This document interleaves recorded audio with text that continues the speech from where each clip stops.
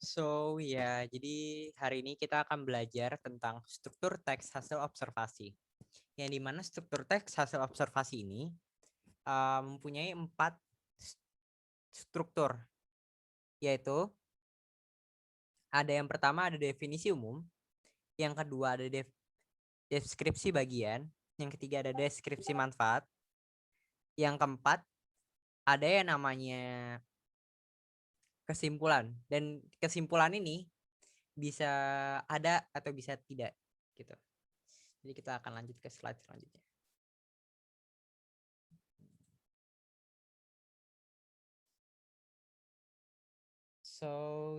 Di sini pernyataan umum atau klasifikasi umum berisi tentang pendahuluan atau pengantar hal umum mengenai objek yang akan disampaikan atau menjelaskan secara garis besar.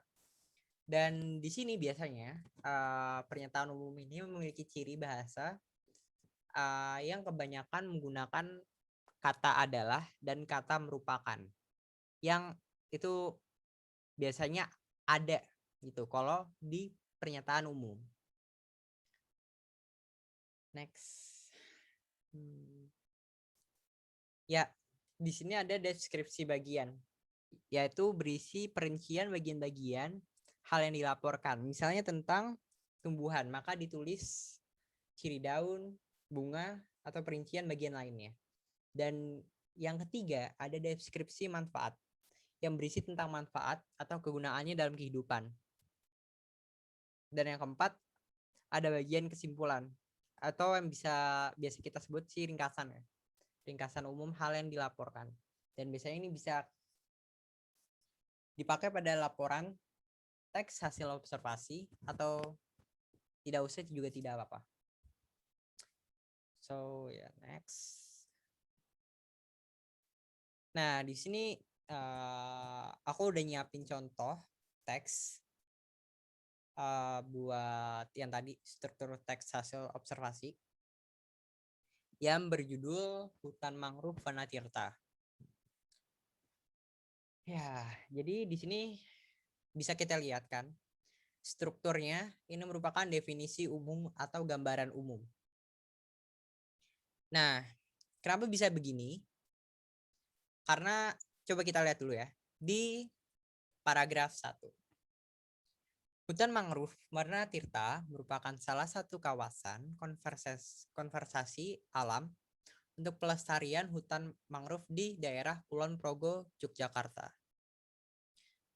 Hutan mangrove 1 ini terletak di daerah paling ujung barat daya Kulon Progo dan dekat dengan perbatasan antara Yogyakarta, Jawa Tengah, tepatnya di Desa Janggranan, Kecamatan Temon, Kulon Progo, Yogyakarta.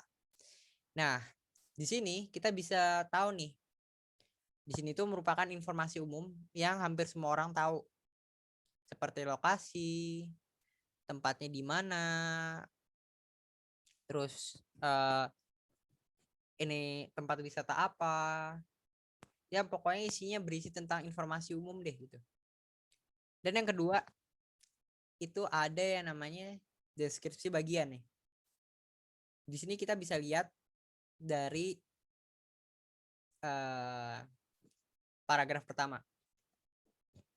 Di kawasan hutan mangrove Wanatirta ini terdapat beberapa jenis tanaman mangrove yang ditanam sesuai dengan jenisnya.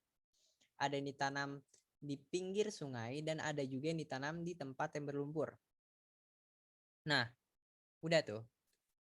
Selanjutnya, masih lanjutan yang tadi deskripsi bagian. Nah, ini selain dijadikan sebagai objek studi dan penelitian, hutan mangrove Wanatirta kini juga mulai dikembangkan sebagai kawasan wisata edukasi.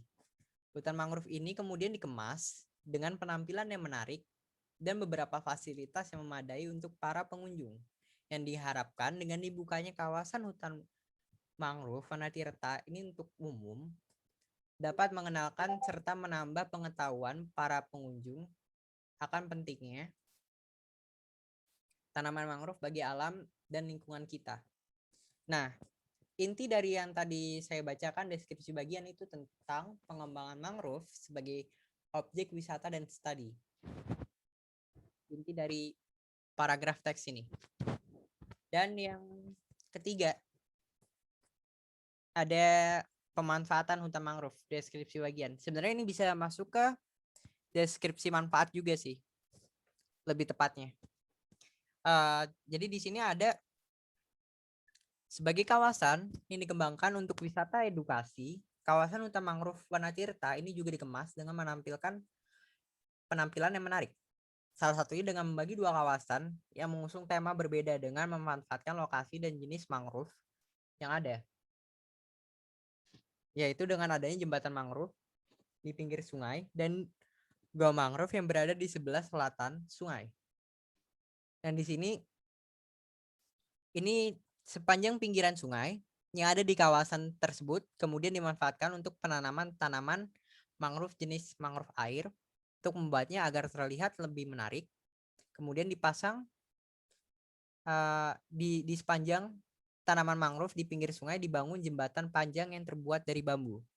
Dengan adanya jembatan ini, pengunjung dapat berjalan-jalan mengitari pinggiran sungai serta menikmati pemandangan indah yang tersaji di antara sungai dan tanaman mangrove tersebut. Jadi selain fungsinya mangrove itu sendiri buat menahan dari abrasi air laut, ini juga bisa dijadikan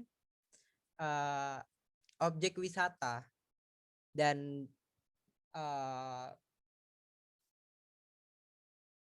pemerintah Yogyakarta sendiri tadi juga mengembangkan wisata ini. Hutan mangrove ini menjadi objek wisata yang dikasih dengan fasilitas yang menarik. Seperti yang tadi tuh ada jembatan dari bambu, juga ada gua mangrove, jembatan mangrove dan sebagainya.